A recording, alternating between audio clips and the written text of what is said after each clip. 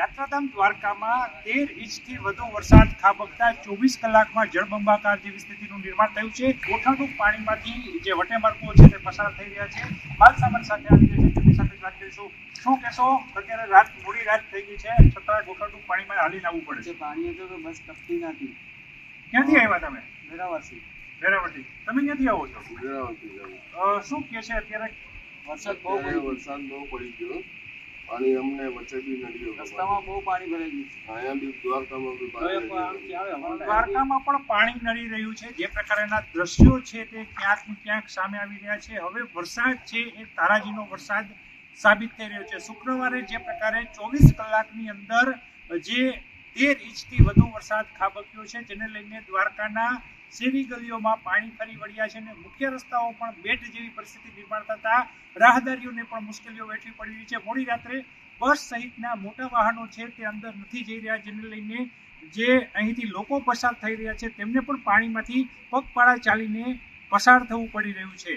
ત્યારે આ વરસાદથી ક્યાંક ને ક્યાંક જનજીવન ઉપર અસર છે તે પણ જોવા મળી રહી છે। દેવભૂમિ દ્વારકામાં વરસાદથી જનજીવન ઉપર ભારે અસર જોવા મળી રહી છે। શુક્રવારે 13 ઇંચથી વધુ વરસાદ ખાબક્યો છે, જેને લઈને અનેક મુખ્ય રસ્તાઓ છે તે બેટમાં ફેરવાયા છે। ન્યૂઝ 18 જ્યારે અહીં પહોંચ્યું છે ત્યારે ઇસ્કોન ગેટ નજીકના જે દ્રશ્યો છે હું દેખાડી રહ્યો છું। અહીં મારા કેમેરા સહયોગીને કહીશ કે જે દુકાનો છે તે દુકાનો દેખાડે। અહીં જે પ્રકારે હું જે જગ્યાએ જઈ રહ્યો છું, દુકાન છે ત્યાં ગોઠણથી ઉપરના પાણી છે તે આવી રહ્યા છે। આગળ ખૂબ નીચાણવાળો વિસ્તાર છે, ત્યાં વધુ પાણી છે તે જોવા મળી રહ્યું છે। જનજીવન ઉપર અસર છે તે જોવા મળી રહી છે।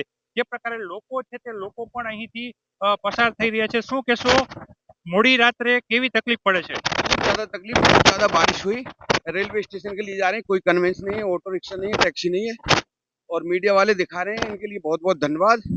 और ये रात में हम दिल्ली से आए हैं।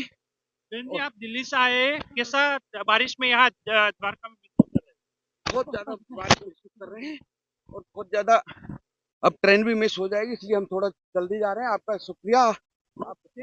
જેવી રીતના વાત કરવામાં આવી, અહીં યાત્રિકોને ખૂબ મુશ્કેલીઓ પડી રહી છે। પગપાળા ચાલીને જે પૂર છે તે પૂરમાંથી પસાર થઈને જઈ રહ્યા છે।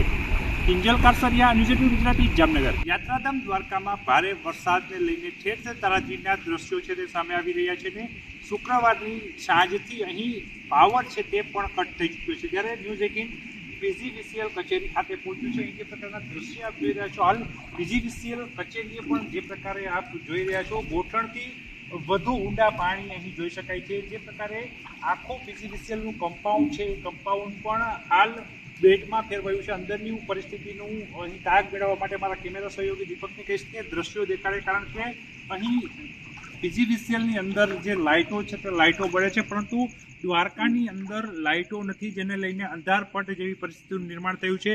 અનેક યાત્રાળુઓ અહીં આવતા હોય છે, પરંતુ જે વરસાદ પડવાને કારણે જે પ્રકારે શોર્ટ સર્કિટ થઈ છે, અનેક રસ્તાઓ પર પાણી ભરાયા છે। ત્યારે 13 ઇંચથી વધુ વરસાદ છે તે 24 કલાકની અંદર દ્વારકામાં જોવા મળી રહ્યો છે, અને જેને લઈને અંધારપટની પરિસ્થિતિ જોવા મળી રહી છે। યાત્રાધામ દ્વારકામાં મોડી રાત્રિના ન્યૂઝ 18 જ્યારે ગ્રાઉન્ડ ઝીરો ઉપર પહોંચ્યું છે ત્યારે પીજીવીસીએલની કચેરી સિવાય આખા દ્વારકામાં મોટાભાગે અંધારપટ છે તે જોવા મળી રહ્યો છે।